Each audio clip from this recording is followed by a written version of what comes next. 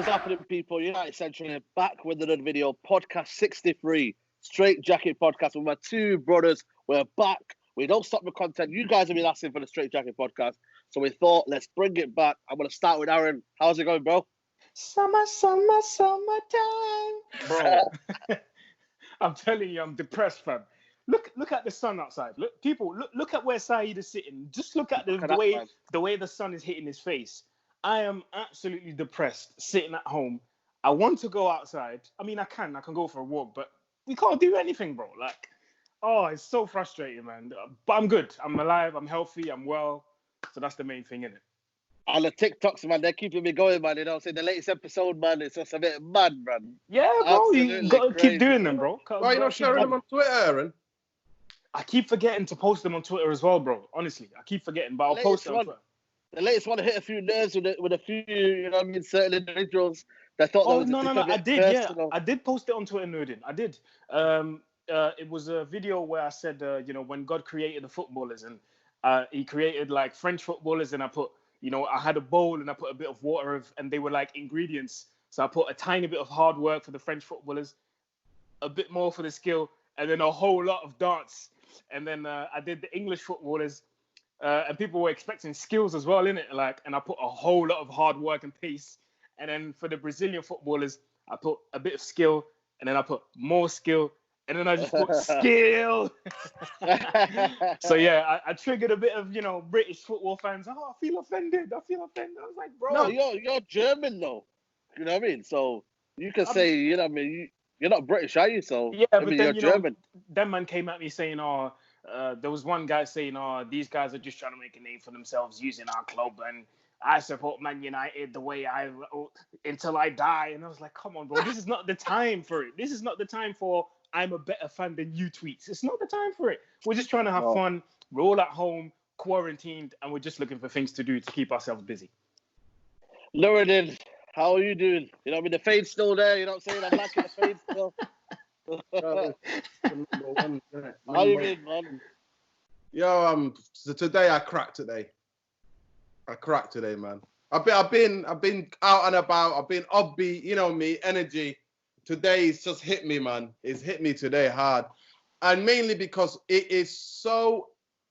I'm not gonna swear. It's so cold out there around mine where I live. You live under the shade, by the way, don't you? Yo, but the wind is surreal. Like on my roof, I can get the sunshine, but the wind since this morning and this afternoon is so windy. Last night, it's literally the wind is knocking at my door. Wow. No word of a lie.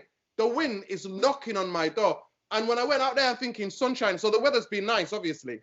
So they've been out there, man's in shorts, man's got the flip-flops out like a true mank, you know what I mean?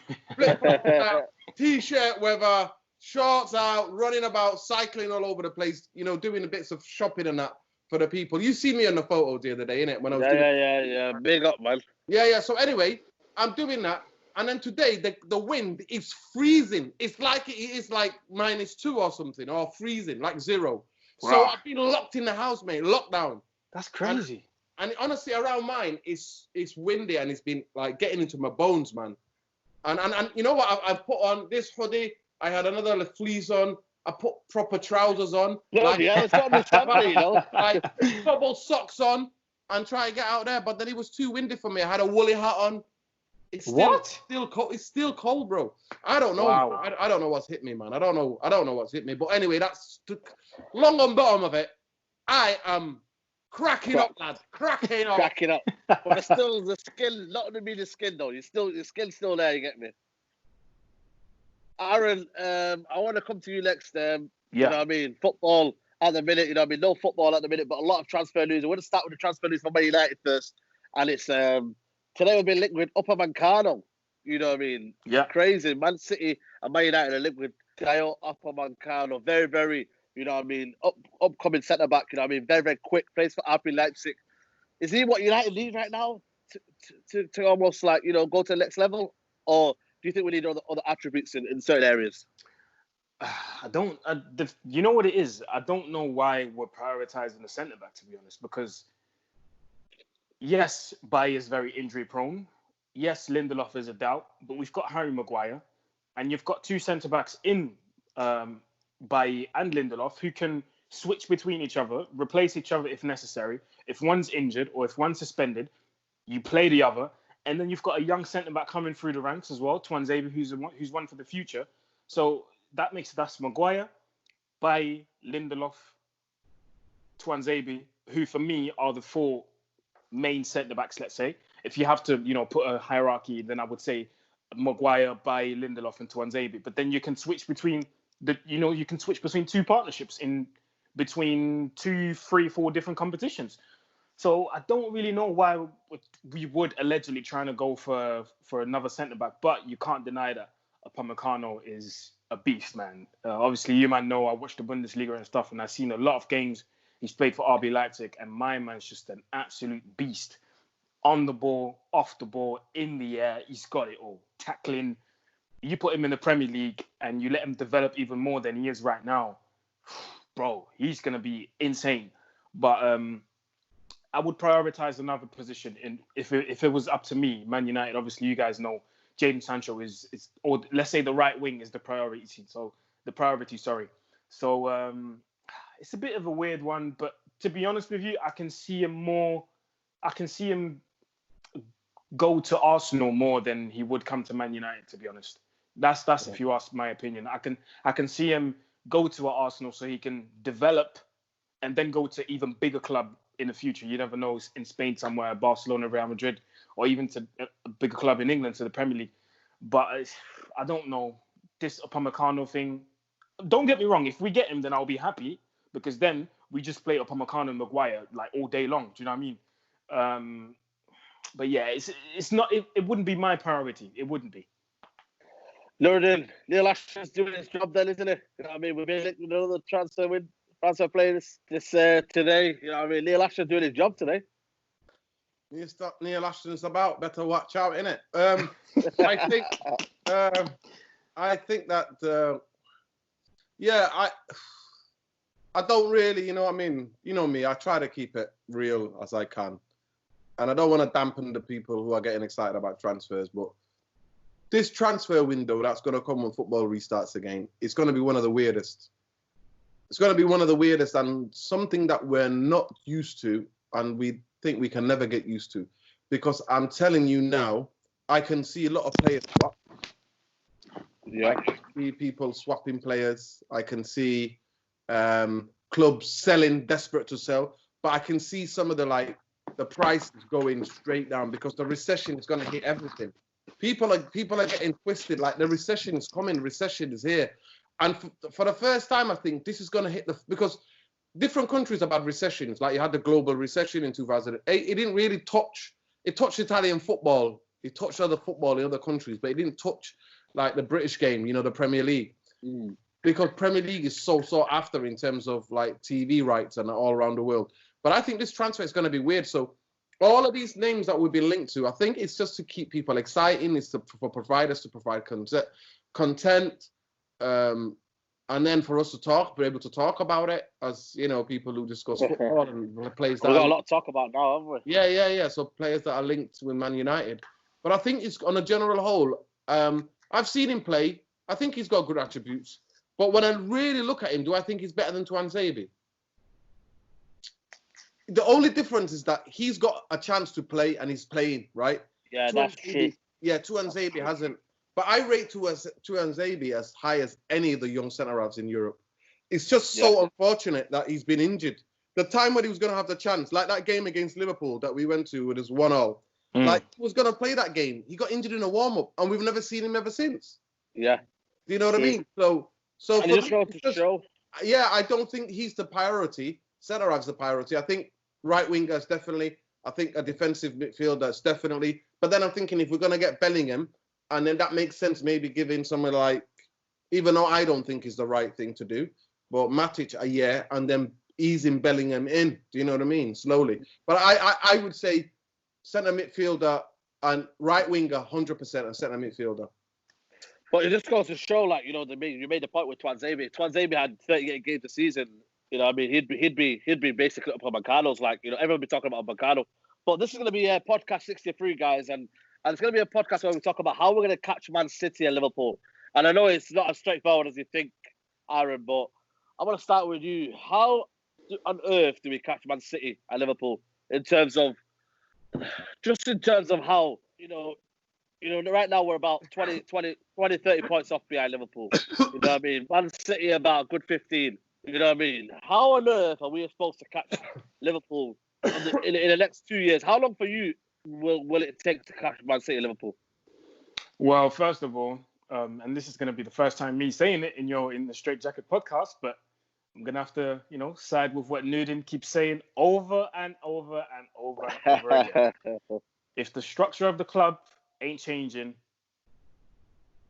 there's not much changing in it. And we can sit here and talk about the footballing aspect of stuff, the tactics and how we need to play on the pitch. But that's important. That's very important. But there needs to happen things we need things to happen off the pitch as well. And one of the things I would say, recruitment, man. Let's start with the recruitment. Mm-hmm. In certain clubs, you know exactly who's responsible for this, who's responsible for that, and who's responsible for that. You know everyone's roles. We've been talking about Dortmund a lot lately. Watzke is the one finalizing the deals. There's another guy. What's the other guy who works with him? Talk, who's there, doing the recruitments. There's always someone there in charge of the recruitments. And there's always scouts going out, and certain clubs, which scouts are going out to watch games. We've been talking about Miss Linton a lot, the ex-Arsenal chief or top scout, let's say, who's at Stuttgart right now. We've been talking about this a lot. I want to know who's responsible for those tasks at Man United. I want to know who's out there going and watching games and bringing these players in. Who's not finalizing the deals, but who's having the last say on, okay, we need to get this guy in based on this, based on that. And also, who's responsible for giving our players new contracts? Like, who's sitting down with them and saying, okay, based on what you've done, you deserve a new contract? Because recently, I don't know, but bro, so some of these players, you look at their new contracts, you go, what have you done to deserve this new contract? You know what I mean? So there needs to be a complete restructure in the whole, hierarchy of Manchester United. And only then we can start focusing on what's happening on the pitch. And then, carry on and try and catch Liverpool and Manchester City. But in terms of years, you've asked me how long it's going to take. Bro, I'm not even going to lie to you. It's going to take 4 to 5 years. I can see us another 4 to 5 years without a title. I can see us challenging, but it's bro, the structure of the club is, as long as Ed Woodward is there doing his madness, it's not going to happen, unfortunately. So yeah, man, and I'll give it another 4 or 5 years before we actually get close to them again. Because just having sick players in the team is not enough. I can be a manager, but I may have a little football, like tactical analysis of football, but I don't have the experience, the whole package of what it takes to lead a team to a title. I don't have it right now. So, and this is me speaking about Oli right now. You can give him the best players in the world, fam. You can give him Messi. Yeah. But is he going to lead us to a title? No. Do you know what I mean? Like, you can ask the biggest Oli fans right now. You can ask them, we give Ole Gunnar Solskjaer Messi. Is the title in the Premier League guaranteed? I don't think they'll say yes. Even though Messi is a world-class player, I don't think they'll say yes. Do you know what I mean? Because one play, just having the best player in the universe in one team, or having 11 best players, doesn't automatically mean you're going to challenge for the title. So there's a whole lot of things that need to be fixed before we can actually think of catching Liverpool and City, bro. No, dude. Why have United never done what City and Liverpool have done? You know what I mean? Get a sporting director, get someone like a recruitment system. You know what I mean? Get like the best in the business to get the deadwood out. You know what I mean? People like Jones, people like Pereira. You know what I mean? When they know they're done, not till Ashley Young till it's like 34, 35. When they know a person's done, they ship them off and say, you know what? We're going to recycle new players. We're going to get a new bunch of players. Why have United never adopted the system of Liverpool and Man City? It's not about copying. It's all about just, refreshing things and making sure Man United are the best in the business. Why have we never done this? It's the way Liverpool and City operate is not unusual, the way the top 8 European clubs operate. The people who are always in the quarters, in the semis, the same old names that find themselves here, they operate with sporting directors. They operate with recruitment team. They operate properly. Then you bring managers in. The managers fail. You then get rid of managers, but you have a way, you have a proper structure. So you just you replace the pieces of the jigsaw that needs to be replaced. You know what I mean? So you keep the structure, because we've got an egomaniac. We've got Glazers who know nothing about football at all, zero about football, and then we've got an egomaniac who was a banker. And some of these bankers, the thing that why they get to there is because they think they're better than they are actually. And even saying that, even people go, but he's good at the business side. He's not. Liverpool are catching us up. Man City, other teams in around the world are catching us up. Man United, because of Fergie's success, the head start we had, we should be so further ahead from everybody else. It should be, and it's not. It shouldn't be even be close. But because of the mismanagement, and especially since he's come on board, it's just that it's just the ego. It's pure ego. He's a guy who's interested more in rugby. He's interested in more different things than he's interested in Man United. And that's why he hires your boy Neil Ashton. Because he has to pretend, other than actually to think, okay, imagine him calling a meeting. Because I can imagine since the 7 years, you've got to know a couple of people in football. If you just got on the phone and said, who's the best footballing director out there now in the world? Get me his number. How much are they paying you? I'll pay you more. Get over here. Who's the best recruitment guys in Europe? Get them in. Clear out all of their things. Let them bring in who they want because they're the expertise. Some of these guys, we don't know the names of. There are a couple of here like Mochi, Mittenland, you know what I mean?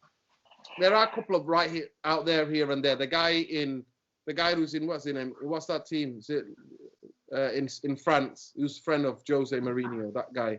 Oh, Leonardo. Leonardo. There are a couple of guys out there. But actually the only guy that we were linked with, what was funny, bringing out Leonardo, is the guy that used to be at Paris Saint-Germain. And everybody came out. Oh, Henrique. Yeah, everybody came out and said, this guy does not have a clue about football. And I'm like, that makes sense. Of course, if you're Ed Woodward, you're going to get a guy who don't have a clue. But do Man United know about this kind of players, like people like, Leonardo, people like, even like Gazidis I want to buy Gazidis at our club. You know what I mean? No. I know you're desperate, but no. I'm talking about the best. I'm talking about the best. Gazidis was actually CEO. He was a CEO. He's not a footballing director. But you know what? I would want a footballing director that's the best in the business. And majority of those, like even the guy that we talk about, he's from Manchester. What's his name? I keep forgetting his name. What's his name? Paul Mitchell. Paul Mitchell, that's it. Yeah, he speaks a couple of languages. He's got bare contacts. And he's actually he's the guy that worked with your guy. He's worked with Poch. Yeah. He's all right. Poch, you know what I mean? At Southampton and at Spurs. So, finding these guys to do that, it is. I want to actually big up myself, put myself pat on the back. This morning when I wake up and I seen some of the notifications, I seen the thing. Tottenham said then they were selling to a domestic rival. What did I say on this podcast a week ago? What did I tell you guys? What did I say? Well, I don't want him anywhere for 200 million. Are you crazy? But go on. What did I say? What did I say to you guys? For a rival, they won't sell him for a rival. I said to you, if he's going to go anywhere, and then they're saying they want to start a bidding war. So they want, obviously he's come out. Obviously there's been some conversations. And obviously what's happened is that he's like, oh, I'm going to go because they know that they're going to be broke. Because they know they're going to be, by the way, they finally woke up. You would think that guy, the groundsman has cut the grass a bit too nicely for him. Because apparently it was breaking news today that they send him all their staff getting furloughed. I think they have. Have they? Have a look. All right. Just me. Let me just have a look. 1 second. Just have a look. Have a look. All right. Honestly, I'm sure it said. Let me check the BBC. Let me just check 1 second. I'm sure it said Tottenham. Yeah. Tottenham reverse furlough. Yeah, there we go. Crazy. Yeah. U-turn on the furlough. Yeah, because the scene in it, as everybody's gunning for the minute. But it's funny how they waited and waited and waited. Because maybe now they're happy to be selling Kane. And they're saying that 200 million, are you having an absolute rap? I wouldn't want it. One of the reasons why I wouldn't want Kane is because, like I said it many a time, the way that Man United want to play and the way that I think we might even talked about it in the podcast. He's the guy that your whole team works to support. It's like a Van Nistelrooy. You think on the Man United had Van Nistelrooy, that was one of the most unsuccessful periods of Man United. We only won one league title. He was there for 4 years. He might have scored goals, but we played a weird formation where we tried to play like him as the whole striking. And Ferguson always liked the two. He always liked the guy who dropped in the hole like as number 10. You know what I mean? Cantona did that. Mark Hughes, you know, and Brian McClare, they had that type of thing going. We had Dwight York and Andy Cole. You know what I mean? All of these different striker partnerships throughout the years. And with Van Nistelrooy, it was to see when I'm like, Kane is like that. Kane, he's too injury prone. He gets injured all the time. He's got an injury every season. I won't want him anyway. I want fast-paced, interchanging strikers at Man United. Guys who can play left, right, centre, whatever. So anyway, but I didn't want to derail you, but that's my 2 pence. On the breaking news anyway. Yeah. I already talked about the 5-year plan, and you said it'll take 5 years for Man United to maybe catch Liverpool and City. So what would be your 5-year kind of a plan in terms of how to build Man United from not only just being mediocre, just only top 4? I want Man United to win trophies. So for you, what would be a kind of a 5-year plan for you in terms of to build Man United back to the top and challenging season in, season out? I think first of all, we need to try and get rid of this emotional side that we have. I know Man United is a very emotional club, it's a very romantic club, and there's a lot of emotions attached to our success, to the success that we've had in recent years. But we need to get rid of that now, because clearly that has also been, you know, a part of our, let's say, a part of our demise. To be honest, we had Van Gaal. Let's not get it twisted. We had a good manager in Van Gaal. He may have not been the best, but he was a good manager. And I think if you would have given him another year, another season, he could have really implemented something very special with the players that he had. He could have added more quality to the squad, and he could have really, carry out his plan to perfection, let's say. So we need to get rid of this emotional stuff that we have, especially Ed Woodward. I feel like a lot of the stuff that he does is just based on emotion. I mean, Van Gaal was here, like I just said. He heard Mourinho was available. All right, cool, boom. Van Gaal, thank you for your services. Pew, off you go. Mourinho, get in there. Do you know what I mean? And Oli was here. It was an interim manager. We won like 12-13 on a bounce. Oli, you're doing what? All right, cool. Contract. Here you go. Players are putting in disaster classes after disaster classes. Pereira, here you go. New 5-year contract. Players are not performing at all on the bench every single game. What? Phil Jones? There you go. New 4-year contract. Do you know what I mean? Like, you just look at it. Smalling, exactly, because Smalling the same. Smalling. All right, cool. New contract. Here you go. Like, and the way I'm explaining it right now, when you think about it, you're like, this shouldn't be happening, bro. This shouldn't be happening. And then people like Herrera, don't let Herrera go. Do you know what I mean? And then like Herrera was on 70 grand for 5 years. That is a scandal, bro. That is an absolute disgrace. And you've got people. No, they mentioned it here. That was going to be my next one. You've got people like Herrera, who, okay, he wasn't world class, but bro, when he was in the team, he was instrumental every single time he played. He was part of our midfield. The reason why our midfield was so good when Oli first came in was because Herrera was putting in the work. He was literally putting in the work in midfield. The passes were good. The way he worked, his work rate was all right. Like, he was just overall a very, very good player. And if we would have tied him down to a new deal, trust me, this midfield right now, we wouldn't have had the troubles that we had, since the start of the season if Herrera was there. Trust me, we wouldn't have had that. Do you know what I mean? And looking at what he's doing at PSG, he's not even playing that much, He's just getting his check. He's just getting a check over there, because you're looking in their midfield. Play right back. Idrissa Gueye is playing a lot in midfield. There's a new young kid that's playing the defensive midfield. I forgot his name. I think it's Kouassi or something. He's getting a lot of game time. Obviously, Di Maria is getting a lot of game time. There's no space for Herrera, so we might as well have kept him. So there's a lot of things that happen, a lot of decisions that are being made based on emotions, and I don't like that. Do you know what I mean? Like Nodin said, pick up your phone. Who's the best chief scout in the business? Get him here. I'll pay you more. Who's the best sporting director? Get over here. I'll pay you more. Like, we've got the spending part. We've got the money. We've got the money to do that. And this is where my point goes. This is why I'm saying that in those instances, you could use Man United having the money. Like, listen, we've got the money. So if you come to Man United and you do your job, we can pay you as much as you want. Just come over here. Boom, chief scout. Boom, sporting director. Boom, the best players in the world. Do you know what I mean? It's the chain reaction. You get the best in the business on board level, and in and around the people up top. You get the best people in the business in there. Automatically, you get the best players. It's a chain reaction. It's logic. Do you know what I mean? So yeah, the thing that needs to change is definitely the emotional side of stuff and making decisions too prematurely. Do you know what I mean? It's just based on, oh, we're doing well. All right, cool, boom, here, new contract. Do you know what I mean? Like, ego, Aaron. It's ego. Yeah, there you go. Yeah. So that needs to change, bro. Because if we keep doing that for the next 4 or 5 years, bro, we're gonna be a mid-table team. I'm not even gonna lie. You're gonna have to be super cool and calculated. And yeah, on top of that, you're gonna have to be realistic and severe at times as well. Even though Pereira, yes, he's a youth product and whatever, but you've not been performing, my bro. You've not been performing. So therefore, you don't deserve a new contract. That's crazy what I was talking about there, you know what I mean? Because, sorry, not to cut you off, yeah? Let's look at Man City. Man City right now, they've arguably got one of the best midfielders in the Premier League in David Silva. Why did it not tie him down to a new contract? Why? Because they look at his age and they go, you know what? Thank you for your services. You've been here for 10 years. Yeah. Sorry?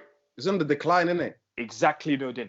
And they look at his situation, they go, you're one of the best midfielders in Europe, in the Premier League for sure, and definitely one of the best midfielders at our club. We love you. Thank you for your services. But bro, you're getting old, you're declining, and we don't want it to go to a point where you're putting in bad performances for a couple of months to the point where the fans will forget the good things that you've done and will only focus on the bad stuff. So therefore, we'll let your contract run out, yeah?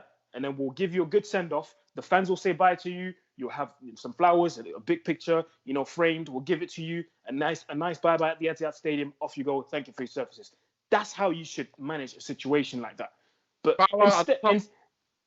instead, you've got people at our club who are trying to give Ashley Young a new contract because he wants to leave to Inter Milan, because he wanted to leave. Oh, no, please don't go, Ashley. Here you go. New contract. Like, come on, bro. Dumbfounded. Thank you. Noted for you, you know what I mean? Just what Aaron touched on there, you know what I mean?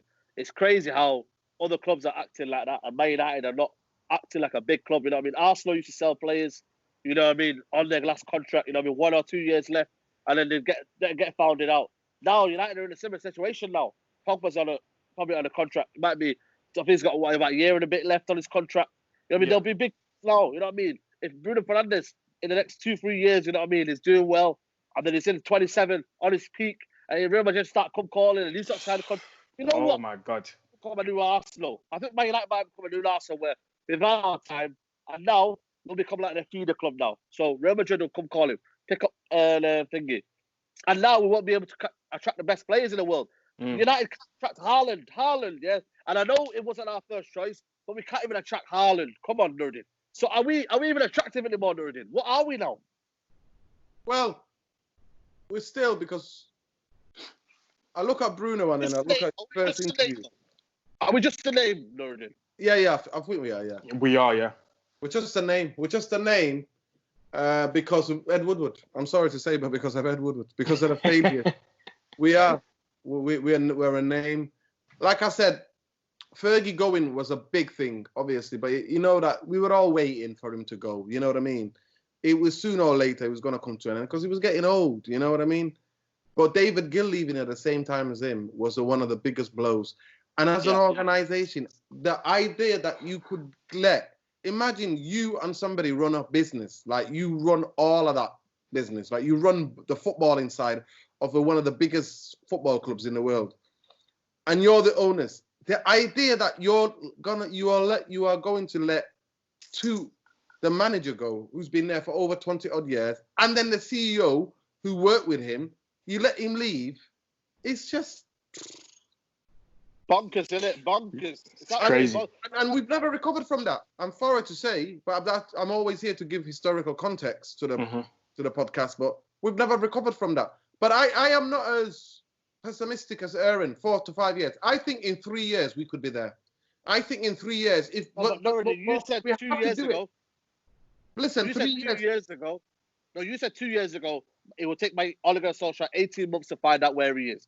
We've gone past that now. That's 2 years forward. So maybe Aaron is right there. We need another 5-year plan. Well, another 5 2 year. years. Another 2 to 3 years if you got the good people. If you got really people who know, who have experience, who know what they're doing. I think if you got like a head of scouting and then you got footballing director within the structure with Ollie now working with Ollie, because deep down I think with Ollie a lot of it is not about ego. A lot of it is that he's a United fan and he wants to see United. He knows deep down. He knows deep down, right, more than we do, that he's under a lot of pressure and it's about results game. So if the results, Is he really?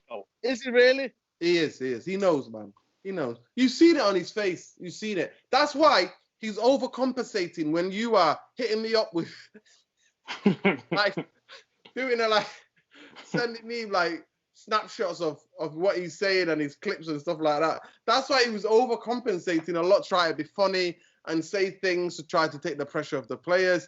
But since United started winning, he's not come out and said any of those things, has he? He's been more measured and calm. Like, but before, when he was hitting the fan and the results were really bad, he was coming out with the most Jackie Norrie stories ever. Like, he thought he was a comedian at one point. You know what I mean? He thought he was on at the Apollo. You know what I mean? He thought he was selling out tours. You know what I mean? But I think deep down he knows. So I always said, I'm looking beyond Ollie because I think Ollie's put good foundations in place. And he might not be the guy to get the fruits of that labor. Do you know what I mean? To pick the fruits of his labor. Do you know? Maybe another manager could take it on and do what he do. But I still like what he's doing. I still like the young players that he's bringing. I still like some of the signings he made. You know what I mean? And that he demanded. Even though I genuinely think if Rashford, McTominay, Matic, those guys were not injured and Pogba wasn't injured, then we would not seen Bruno Fernandes. That's very bad, you know. Yeah. That is very, very bad because United should always be looking to improve players. United should always be looking to. For me, that's worrying again this summer. And I know Ole Gunnar Solskjaer is going to be like, and Woodward are going to be like, you know what, we've got Matic signing a new deal. When reality, we should be looking at Partey to come in there and say, you know what, strength in depth. That's what City do. I reckon City this summer, they're going to go buy another striker. They're going to buy another midfielder. And they're going to buy a centre-back. Centre-half.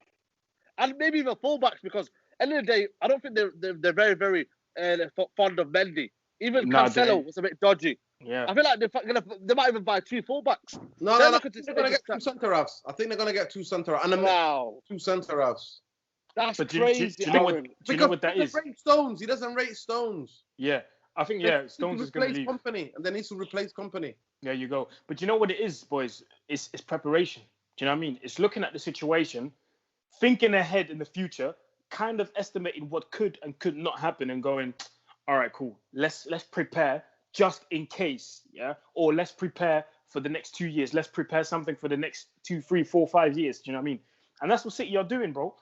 When they were buying players, remember when Mancini was there already? Mancini and Pellegrini, the type of players they were buying, that makes me think like they've been talking to Pep for years before he came. Came out. And they were. You look at the players they were buying: David Silva, your Agueros, your Sterlings. It's like they were preparing a team already for Pep to come in and just there you go. You know, maybe a couple of players here and there that he's changed after he came and stuff. You know, the Kolarov, the Clichés, and the Sanyas and stuff.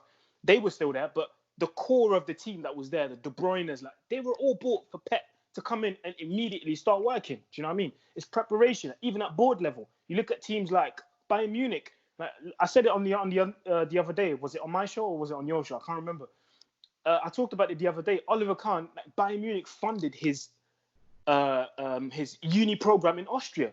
He studied economics, graduated, got his degree, and now his official title is member of board until Rummenigge retires in 2021. Soon as he retires, off you go. Kahn is the new CEO because within this time he's been there at Bayern Munich now since January 2020. He's learning already. So I reckon when Rummenigge is there doing his stuff, Kahn is there. He's watching. He's learning. He's taking notes. Look at Muller now. Muller signed a new contract. You can see Kahn in the pictures. He's looking at what Salihamidzic is doing. He's learning. He's looking at the way to speak to the press. Do you know what I mean? He's learning. He's picking up things. By the time He's been doing that for a long time. He's been going around.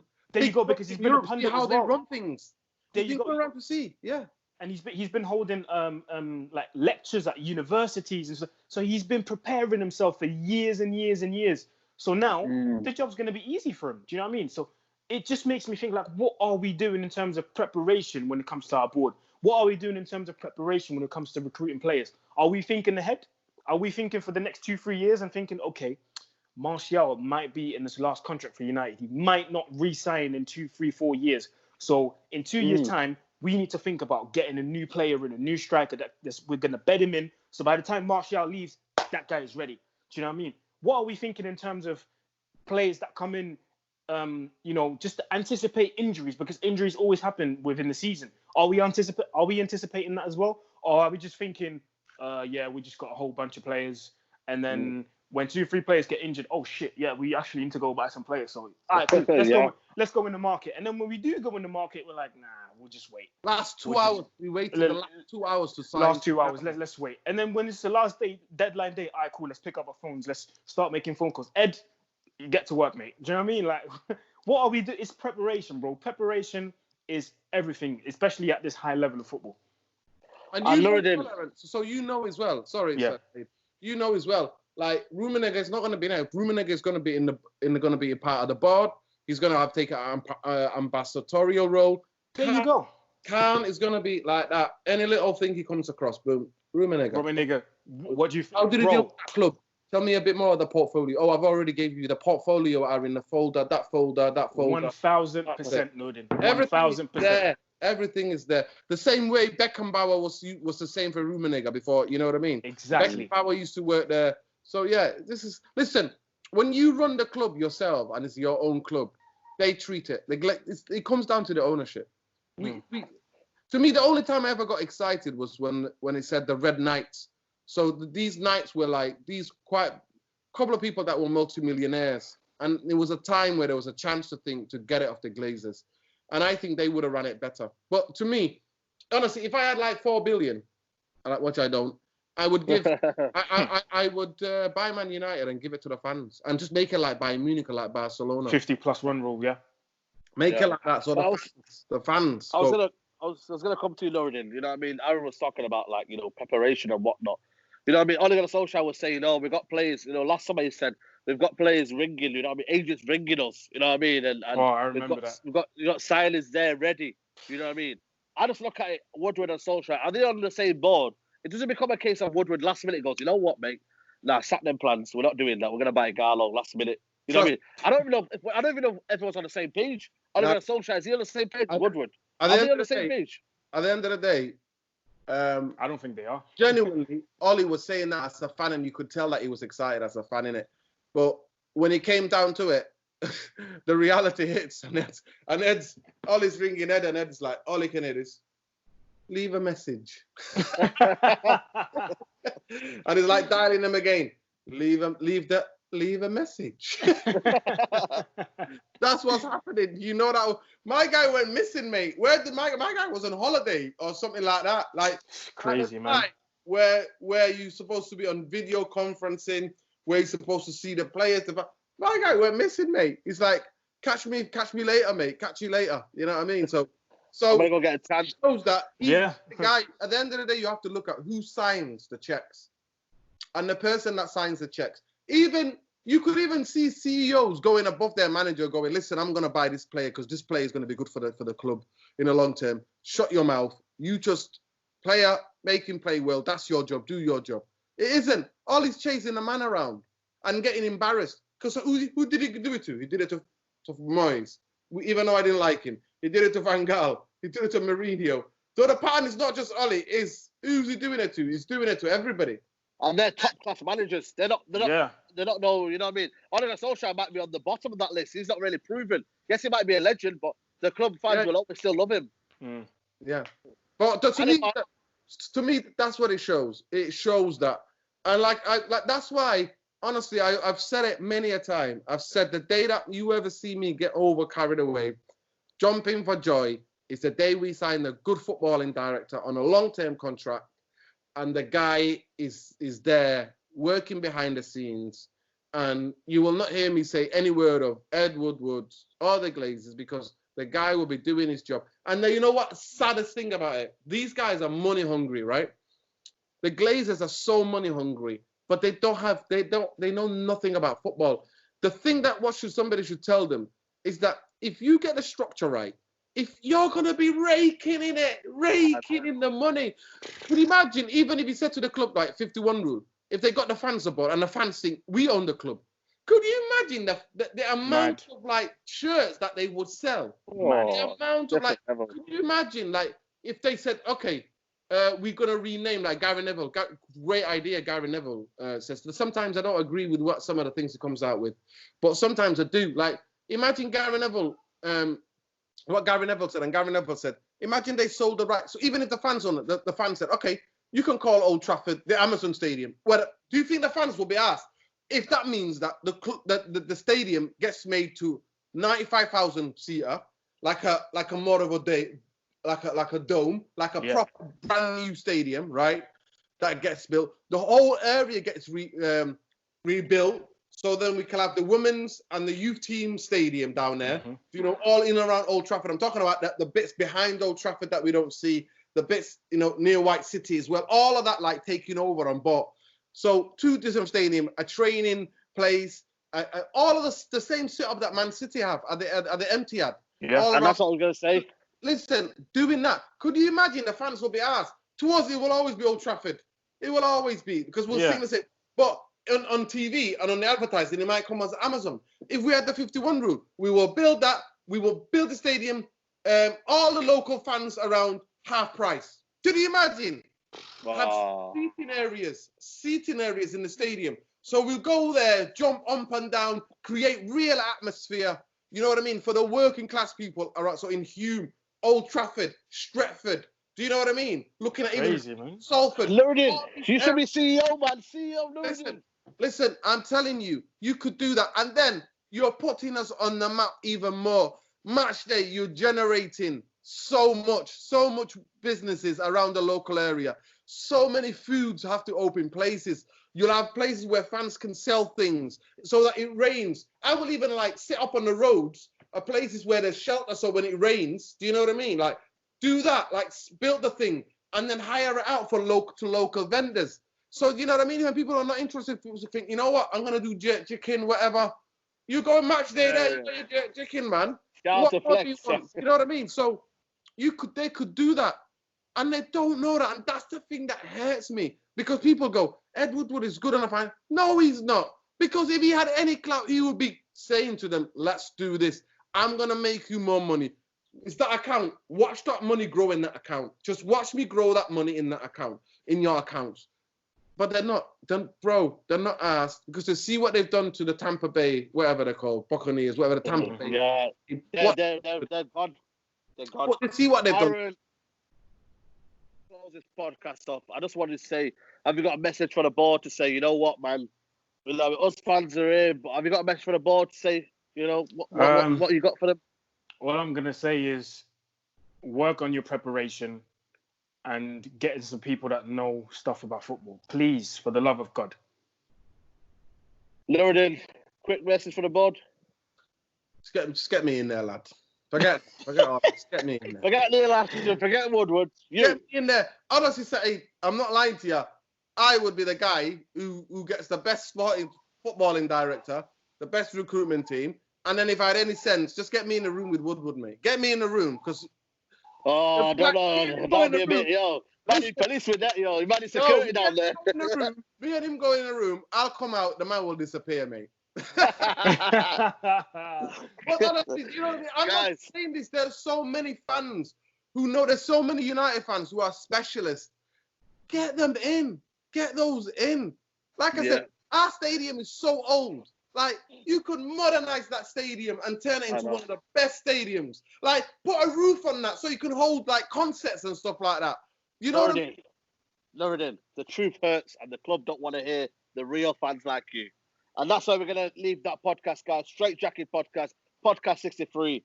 Can Man United catch Liverpool? For me, I don't know. I'm going with Aaron. I think it's a 5-year plan. I think it's going to cost recruitment. It's going to cost structure. Maybe Neil Asher might be the one to help. You never know. But guys, socials. Aaron, socials. Yes, you can find me across all your socials at Mr. Aaron UTD. Make sure you get at me. Let's interact, man. Yesterday I had a good live with people on Instagram, chat to some people from all over the world, Denmark, USA. So that was good. So follow me. Amazing, man. And all I want to say is that, you know what? Thank you to everybody who donated to the food banks. We've raised 600 quid. I've delivered the money to 2 different food banks. But the other food bank that I went this morning to try to deliver the money to, we couldn't because they're not open because fortunately they're based in a church, which is brilliant. And also I like to say to Aaron and all the Christians out there who watch this and all the Christians worldwide, Happy Easter. Do you know what I mean? Thank you, bro. I appreciate it. Thank you. Definitely, you know what, to send that out. So hopefully tomorrow I will be going to try to deliver the other £200 to the other food bank. Yeah. I will try to do this as often as you can, you know what I mean? Definitely, we'll try to do man. one in the winter, you know what I mean? Summertime, you know, winter, when it's very, very cold. You know what we'll try to do is because we have to use a platform, you know what I mean, to do local charities and for the community base, you know what I mean? We have to use our voice and our platform to do that. So Definitely. big up everybody. Yeah, big up You know, everybody. That's what I would guys, take care, guys. Guys, like the video if you're new. Subscribe to the channel if you're new. Roll to 15K, guys. I want you to subscribe if you're new. Check out their socials. And yeah, man, day 20 of the lockdown. Guys, it's getting mad out here, man. I keep seeing my brother do the same stuff every day. I keep seeing him walk down there, to walk there. Then it's like, yo, listen, this is one place, man. Listen, man, it's mad out here, but you know what? Man, you know what? I can do the lockdown all right if the weather is nice. But if the weather is cold like it is today, man. So I would say I'm that guy, Red Devil, on Twitter. Oh, yeah, sorry. I need a therapy. I've been dishing out the therapy. I need a therapy today, man. Maybe you need Neil Asher to give you a little cuddle. No. Guys, like the video, subscribe to United Central, and I'll see you guys soon. Take care. Bye-bye. Peace. Peace.